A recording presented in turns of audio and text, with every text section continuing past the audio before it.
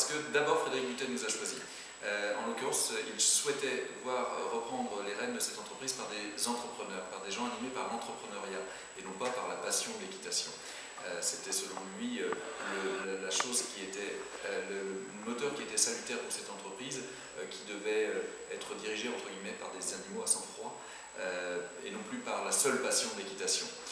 C'est avec nous, de notre côté, avec Olivier Pedry, mon associé, nous cherchions à reprendre une entreprise qui est un atelier de production pour occuper les talents et l'expertise d'Olivier Pedry et qui est un positionnement au moins haut de gamme, sinon de luxe. C'était à nos yeux à l'époque le seul salut pour ouvrir et entretenir un outil de production encore en France.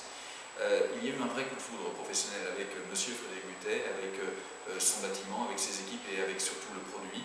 Et nous vivons depuis 2 ans et demi une aventure économique, professionnelle extraordinaire, puisque nous avons la chance, grâce au très bon terreau que nous a fourni Butet et grâce aux quelques leviers que nous avons su mettre en place depuis notre arrivée, nous avons connu une croissance de 25% l'année dernière. Cette année, nous avons fait une croissance entre 10 et 15%. Nous avons atteint le chiffre historique record l'année dernière de l'entreprise depuis sa création.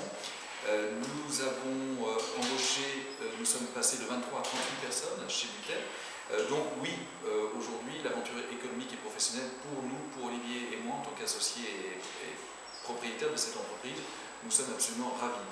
Mais au-delà de cette dimension, la transmission d'entreprise et l'aventure humaine qu'elle représente avec monsieur Frédéric Butet est une aventure extraordinaire. Frédéric Butet est là pour en témoigner normalement à peu près quotidiennement, mais on se retrouve aujourd'hui avec, une transmission qui est quasiment filiale, et il est vrai que cette dimension-là fait mentir pas mal de règles générales.